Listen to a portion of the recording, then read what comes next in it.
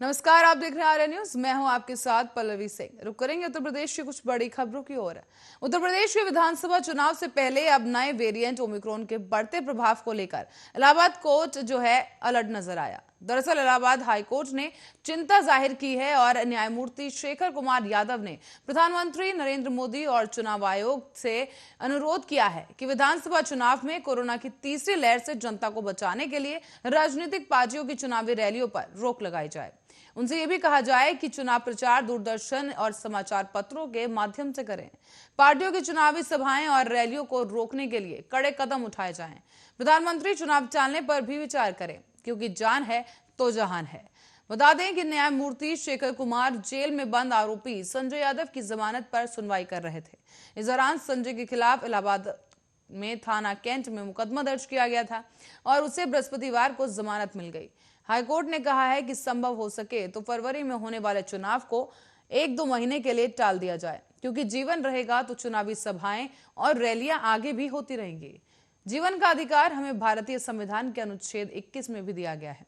High court ने कहा है कि जिस तरीके से दैनिक समाचार पत्र के अनुसार 24 घंटे में 6000 नए मामले भी मिले हैं और ऐसे में 318 लोगों की मौत हुई है। ये समस्या हर दिन बढ़ती जा रही है और इस महामारी को देखते हुए चीन, नीदरलैंड, आयरलैंड, जर्मनी, स्कॉटलैंड जैसे देशों ने पूर्ण या आंशिक लॉकडाउन लगा दिया है। ऐसी दशा में महानिबंधक और उच्च न्यायालय इलाहाबाद से जो है कहा गया है कि वो इस विकट स्थिति में निपटने के लिए नियम बनाए।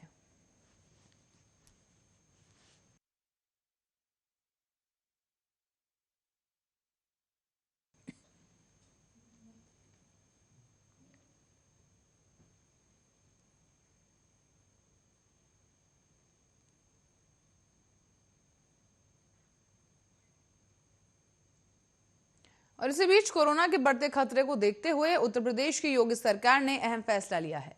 यूपी में अब नाइट कर्फ्यू का ऐलान कर दिया गया। राज्य में रात 11 बजे से सुबह 5 बजे तक के लिए कोरोना कर्फ्यू रहेगा। सीएम योगी आदित्यनाथ ने लोगों से अपील भी की कि कोविड गाइडलाइंस का सख्ती के साथ पालन करें, मास्क जरूर लगाएं। और योगी आदित्यनाथ ने खूब पर लिखा भी है कि प्रिय प्रदेशवासियों, देश के विभिन्न राज्यों में कोविड के मामलों में बढ़ोतरी के दृष्टिगत कल से प्रतिदिन रात्रि 11 बजे से प्रातः 5 बजे तक प्रदेश में कोरोना कर्फ्यू प्रभावी रहेगा। हम आपकी सुरक्षा के लिए सभी आवश्यक कदम उठा रहे हैं। कोविड गाइडलाइंस का पालन करें, मास्क जरूर लगाएं। सीएम योगी ने यह भी कहा कि बाजारों में मास्क नहीं तो सामान नहीं। इसके संदेश के साथ ही व्यापारियों को जागरूक करें। बिना मास्क कोई भी दुकानदार ग्राहक को सामान न दे। सड़कों और बाजारों में हर किसी के लिए मास्क लगाना अनिवार्य किया जाए। पुलिस बल लगातार गश्त करे और पब्लिक एड्रेस सिस्टम को और प्रभावी बनाया जाए। कहा यह भी गया है कि देश के किसी भी राज्य से या विदेश से उत्तर प्रदेश की सीमा में आने वाले हर एक व्यक्ति की ट्रेसिंग और टेस्टिंग भी की जाए। साथ ही आपको बताते चलेंगे सीएम योगी आदित्यनाथ ने यह भी कहा कि बस, रेलवे और एयरपोर्ट पर अतिरिक्त सतर्कता बरती जाए।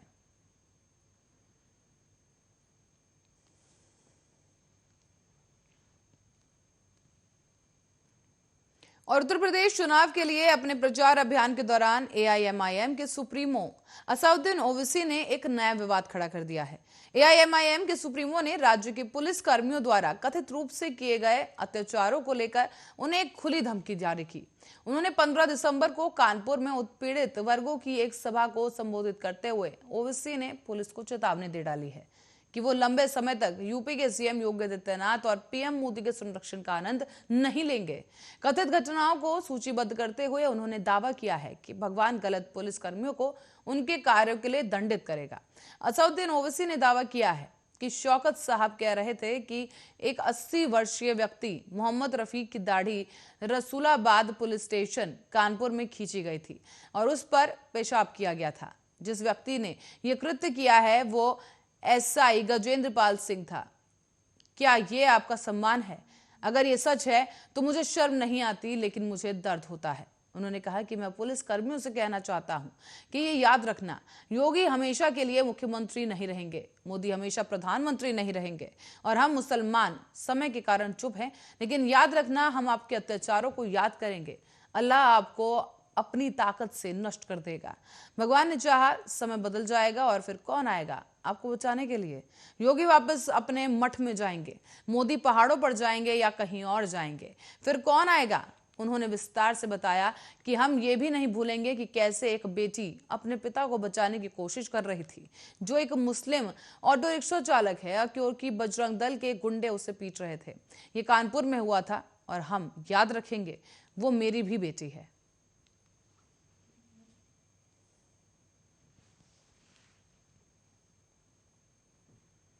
और इसी के साथ ही आगे बढ़ेंगे अगली खबर की ओर, जहां देश में 5 राज्यों में चुनाव अगले साल की शुरुआत में संभव है। हालांकि दिसंबर 2019 से चीन से निकली कोरोना बीमारी अभी भी खतरनाक बनी हुई है और आज भी कई 100 लोगों की जान जा रही है। ऐसे में चुनावी रैलियां और अन्य कार्यक्रमों में जोखिम जो है बहुत ज्यादा हो सकता है। और इसी बीच सबसे बड़े सूबे उत्तर प्रदेश में जमकर रैलियां हो रही हैं। खुद प्रधानमंत्री नरेंद्र मोदी पूरे दमखम से बड़ी बड़ी सभाएं कर रहे हैं। तो वहीं अब इलाहाबाद हाईकोर्ट ने चुनावों को लेकर एक बड़ा बयान दिया है और इसे स्थगित करने का अनुरोध किया। इसी पर जवाब देते हुए सीईसी सुशील चंद्रा ने कहा है कि उनकी टीम अगले हफ्ते यूपी दौरे पर जाएगी।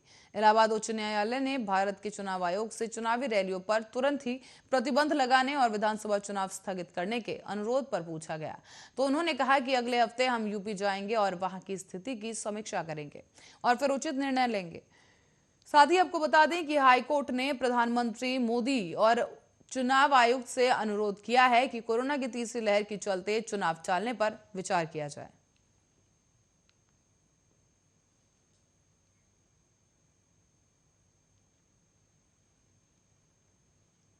और जनपद बुलंदशहर की शिकारपुर तहसील के परिसर में सुबह से कंबल की आस लगाए बैठी बुजुर्ग महिलाओं को मायूस होना पड़ा है।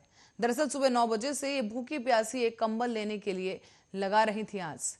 तो वहीं तहसील परिसर में कंबल न मिलने से नाराज महिलाओं ने वन और पर्यावरण राज्य मंत्री अनिल शर्मा की गाड़ी का घेराव किया। आपको बता दें कि बुजुर्ग महिलाओं का गुस्सा देखकर वन और पर्यावरण राज्य मंत्री गाड़ी में बैठकर रवाना हो गए।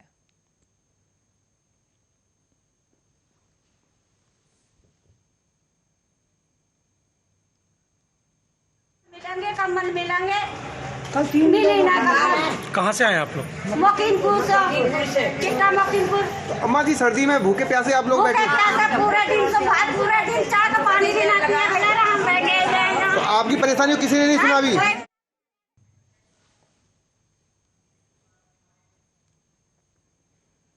और आगे बढ़ेंगे बहराइच की ओर। बहराइच में गुरुवार को अमृत महोत्सव के तहत सामूहिक वंदे मातरम का गान कार्यक्रम बहराइच के सहारा ग्राउंड में रखा गया और ऐसे में यहां पर हजारों की संख्या में लोगों ने पहुंचकर प्रतिभाग किया और एक साथ मिलकर वंदे मातरम गाया।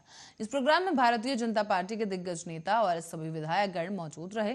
तो वहीं भारतीय जनता पार्टी के नेता पूर्व नगर पालिका परिषद प्रत्याशी ब्रजेश गुप्ता अपना काफिला लेकर सहारा ग्राउंड पहुंच गए। उनके काफिले में सैकड़ों मोटरसाइकिल्स और 25 कारें थी। साथ ही आपको बता दें कि उन्होंने कहा कि आज वंदे मातरम का प्रोग्राम है। उन्होंने कहा कि आज राष्ट्रीय स्वयंसेवक संघ का बहुत ही बड़ा कार्यक्रम है। सामूहिक वंदे मातरम गान कार्यक्रम होना है और हमें पूरे शहर को आमंत्रण देते हुए सीधे सहारा ग्राउंड जा रहे थे। वहां पर इस कार्यक्रम का समापन होना है। साथ ही उन्होंने ये भी कहा कि इतना बड़ा वंदे मातरम गान कार्यक्रम पूरे प्रदेश में कहीं नहीं हुआ। यह बहराइच के लिए ऐतिहासिक होगा। ये आज राष्ट्रीय स्वयंसेवक संघ का बहुत बड़ा कार्यक्रम है, वंदे मातरम सामूहिक गान कार्यक्रम। हम सब उसमें शहर को आमंत्रण देते हुए सीधे सहारा ग्राउंड जा रहे हैं और ये बहराइच के लिए ऐतिहासिक कार्यक्रम होगा। इतनी बड़ी संख्या में सामूहिक वंदे मातरम गायन पूरे प्रदेश में कहीं नहीं हुआ अभी तक। हमारे पास सैकड़ों मोटरसाइकिलें हैं, पैदल हैं और कम से कम 20-25 फोर व्हीलर के साथ, सारे केसरिया झंडे के साथ और तिरंगे झंडे के साथ हम लोग सीधे सहारा ग्राउंड जा रहे हैं। बहराइच में गुरुवार को समाजवादी पार्टी कार्यालय पर पूर्व प्रधानमंत्री और किसान नेता चौधरी चरण सिंह की 119वीं जयंती पर समाजवादी पार्टी इसे किसान दिवस के रूप में मना रही है।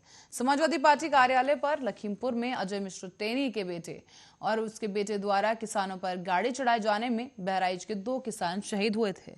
तो वहीं इस हादसे में बहराइच के 9 किसान घायल हुए। आज उन सभी 9 घायल किसानों का समाजवादी पार्टी कार्यालय पर सम्मान किया गया। तो वहीं इन सब के साथ साथ किसान के परिजनों को भी सम्मानित किया गया है। शहीद किसान गुरविंदर सिंह के पिता का कहना है कि जब अजय मिश्र टेनी को तत्काल उनके पद से बर्खास्त किया जाए, अगर उन्हें बर्खास्त ना किया गया तो उन्हें ऐसा कभी नहीं मिल पाएगा।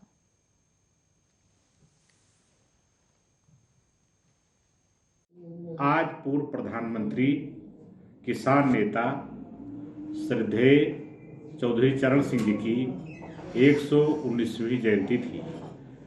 समाजवादी पार्टी के लोग किसान दिवस के रूप में इस जयंती को प्रत्येक वर्ष मनाते हैं। इसी कड़ी में आज समाजवादी पार्टी ने जिला कार्यालय पर पूर्व प्रधानमंत्री चौधरी चरण सिंह को श्रद्धा सुमन अर्पित किया है।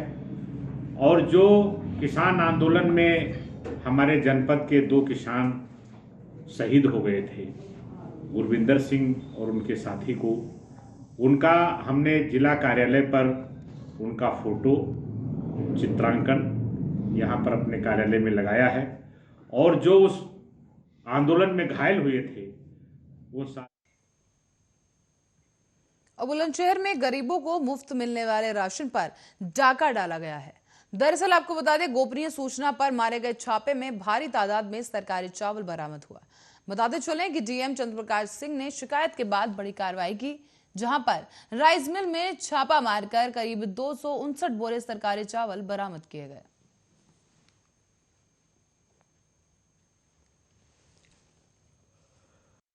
मुझे कई दिन से गोपनीय जानकारी मिल रही थी कि सदर का जो हमारा मार्केटिंग का गोदाम है, वहाँ से जो हमारा गरीबों का खाद्यान्न है वो कालाबाजारी करके राइस मिल में ले जाया जा रहा था। आज हमने रेड कराई।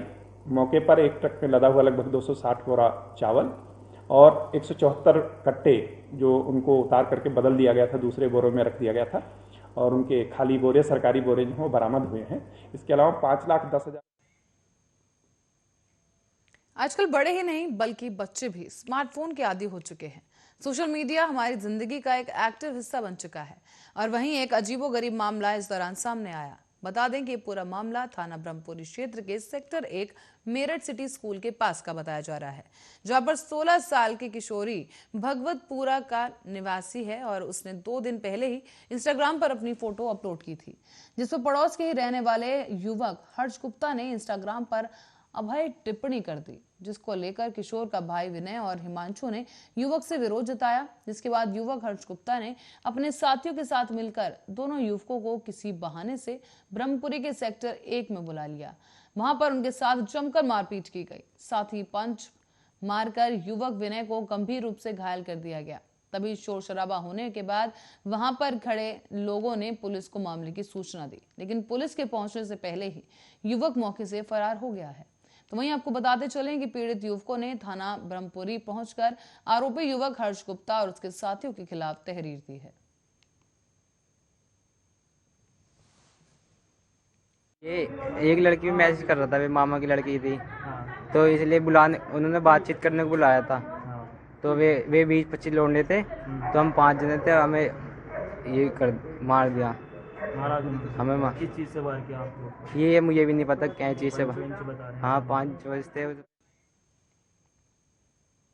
और पुलिस ने गाड़ी में लिफ्ट देकर यात्रियों को लूटने वाले एक गिरोह के 3 सदस्यों को गिरफ्तार कर लिया है। तो वहीं दबोचे गए इन बदमाशों से पुलिस ने तमंचा और लूट में इस्तेमाल की गई कार समेत हजारों रुपए की नकदी भी बरामद की है। मामला मुजफ्फरपुर का बताया जा रहा है, जहां पर शहर कोतवाली प्रभारी निरीक्षक आनंद देव मिश्रा ने बताया है कि 2 दिसंबर को वहलना चौक पर एक युवक को कार में लिफ्ट देकर उसके साथ हजारों रुपए की लूटपाट की गई थी। बताया यह भी जा रहा है कि पुलिस घटना के राजपाश में जुटी हुई थी और आखिरकार मुखबिर की सूचना पर पुलिस ने शामली बाईपास पर चेकिंग अभियान चलाया और इस दौरान चेकिंग के दौरान पुलिस ने 3 संदिग्धों को दबोचकर पूछताछ की। पूछताछ के दौरान उन्होंने राजपाश किया और साथ ही आपको बता दें कि शहर के कोतवाली प्रभारी निरीक्षक आनंद देव मिश्रा ने ये बताया है कि बदमाशों ने स्वीकार किया कि उन्होंने वहलना चौक से एक व्यक्ति को कार में लिफ्ट देकर लूट की घटना को अंजाम दिया था।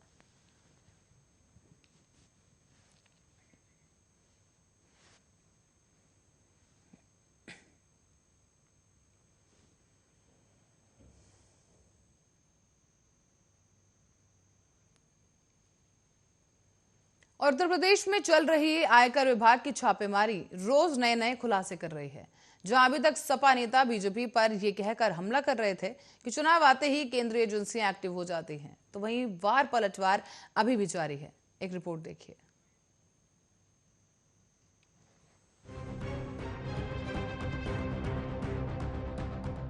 उत्तर प्रदेश में चल रही आईटी रेड और इस रेड को लेकर बड़े बड़े दावे करने वाले सपा अध्यक्ष अखिलेश यादव के करीबी और इत्र कारोबारी पीयूष जैन के घर छापेमारी के दौरान 150 करोड़ की नकदी आयकर विभाग को मिली है, जिसके बाद से उत्तर प्रदेश के चुनावी मैदान में हड़कंप मचने की पूरी संभावना है। आपको बता दें कि कुछ दिनों पहले ही पीयूष जैन ने समाजवादी पार्टी नाम से इत्र लॉन्च किया था। इसको लेकर वो सुर्खियों में भी रहे। अधिकारियों के मुताबिक पीयूष जैन की करीब 40 कंपनियां हैं। इनमें कई शेल कंपनियां भी हैं और इन कंपनियों के जरिए टैक्स चोरी की गई।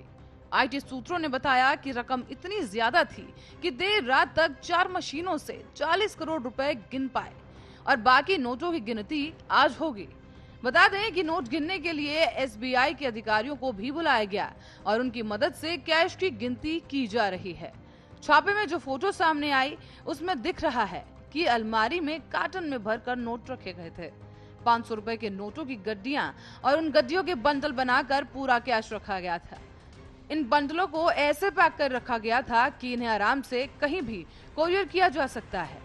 सूत्रों की माने तो आईटी की टीम नोट गिनने की 4 मशीनें लेकर पहुंची थी, लेकिन शुक्रवार को सुबह ही एसबीआई की कल्याणपुर ब्रांच से नोट गिनने के लिए 2 मशीनें और लाई गईं। गुरुवार शाम 6 बजे यहां नोटों की गिनती जारी है और बताया यह जा रहा है कि नकदी 150 करोड़ रुपए से भी ज्यादा हो सकती है।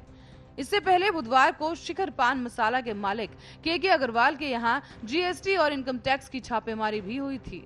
सूत्रों के अनुसार इस दौरान आईटी टीम को पीयूष जैन और सुपारी कारोबारी के अग्रवाल के द्वारा टैक्स चोरी की टिप मिली थी।